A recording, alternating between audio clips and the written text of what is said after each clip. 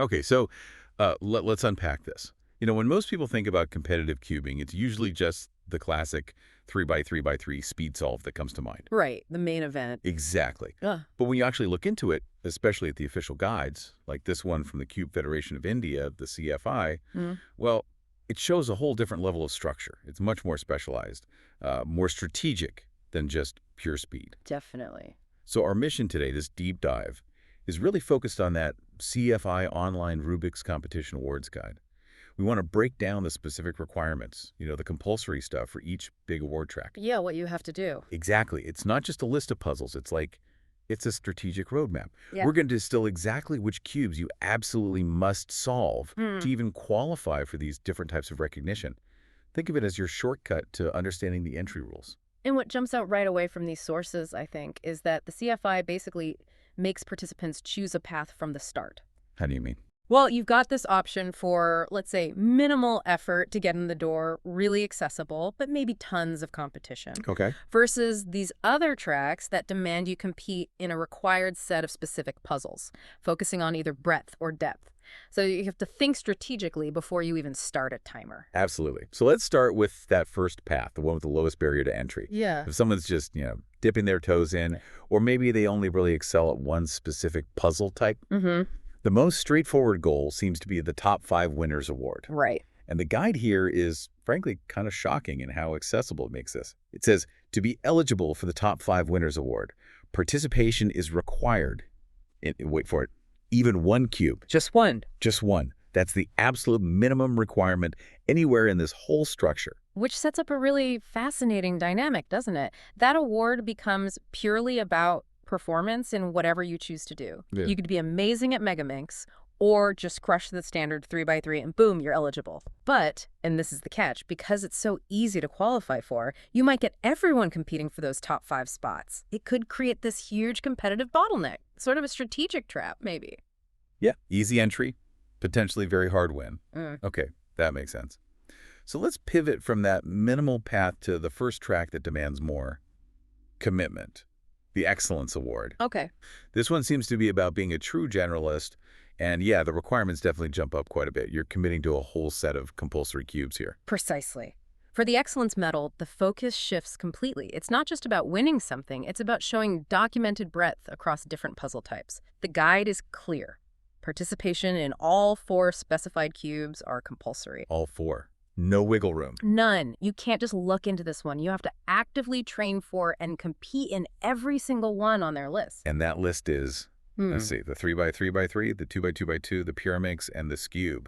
That selection itself tells a story, doesn't it? It really does. You've got the standard NXN cubes, the basics, but then they insist on 2 puzzles with totally different geometries, Pyraminx and Skewb. And that's where you really see the CFI's philosophy, I think. They're saying it's not enough just to be fast with the usual layer turning stuff. Right. They define excellence here as being adaptable. Pyraminx and Skewb, they aren't just smaller cubes, they rotate differently, diagonally across corners or pivoting around vertices.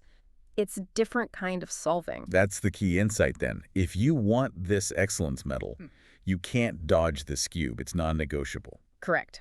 So what here is that CFI is deliberately making sure winners of this award show skill across different forms, different mechanics. It pushes people beyond just standard cubic puzzles. You have to master adapting to geometry. That means a way broader training plan than just drilling 3 by 3 algorithms. Okay, that clarifies the generalist path. Excellence means mastering varied geometry. Now, let's get into the specialization tracks. This is where it gets maybe even more strategic. Let's talk about the One-Handed Excellence Award. This is obviously about mastering a specific skill constraint solving with just one hand. A very tough constraint. Definitely.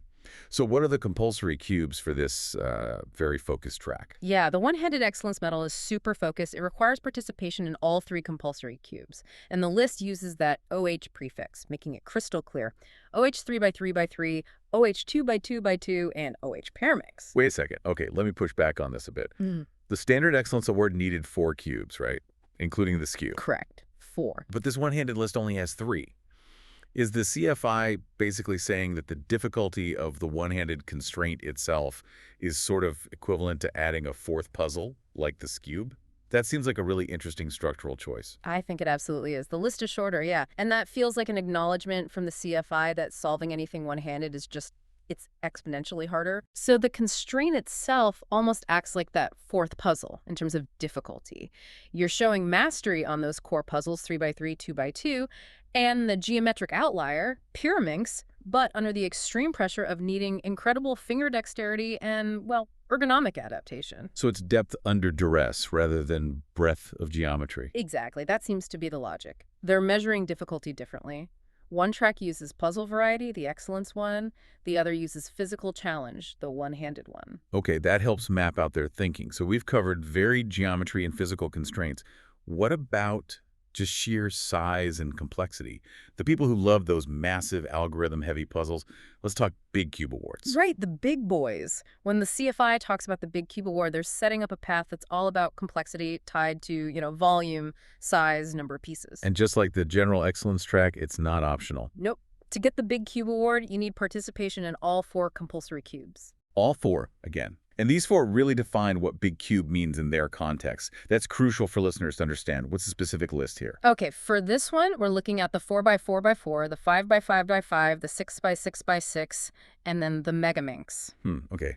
That list throws up a question for me, too. The 4x4, 5x5, 6x6, that's a clear progression, right? Yeah. NX, N complexity getting higher, dealing with more pieces, parity issues. Standard big cube pathway. But then the Megaminx, it's got 12 sides. It's not cubic. It doesn't feel like just the next step up from a 6x6. Why include that one? That's a great observation. That's the strategic outlier on this list, isn't it? Seems like it. While the 4x4 up to 6x6 tests your ability to sort of reduce the puzzle down while managing ever-increasing parities and internal piece complexities, that's a test of pure scale. Right. The Megaminx is different. It's a test of volume and just management. It has, 50 internal pieces compared to the 3x3's 20, and 12 axes you can turn.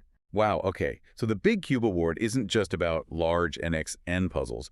It's about conquering puzzles that throw a massive amount of information, a huge visual and algorithmic load at you. Exactly that. The Megaminx demands high-volume piece tracking and spatial thinking, but with a different geometry.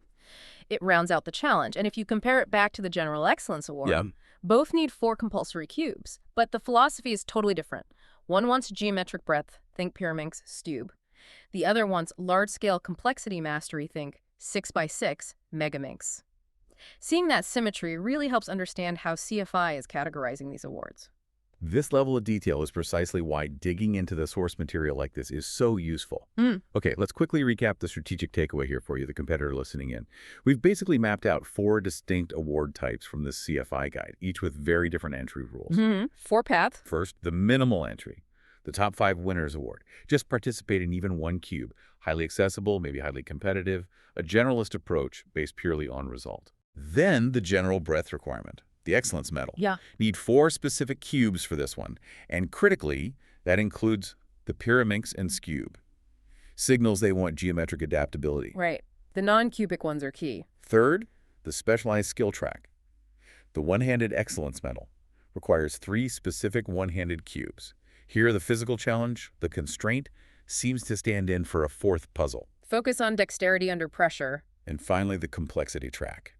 The Big Cube Award demands 4 specific large cubes, defined by things like the high-order 6x6x6 and the high-volume Megaminx. Scale and management. So having this clarity is, well, it's vital, isn't it? Because these rules completely shape your strategy. Absolutely. You cannot accidentally win the Excellence Medal. It's impossible.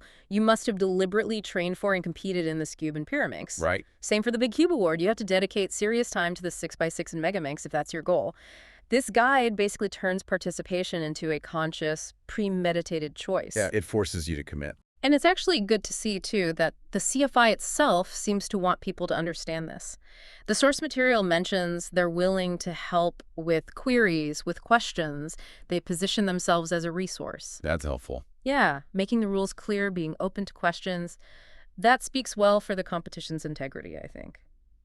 It's really quite amazing how many layers of planning and strategy are hidden inside what looks, from the outside, like just a simple speed competition. It really is. Knowing these specific requirements is it's absolutely essential before you even think about registering.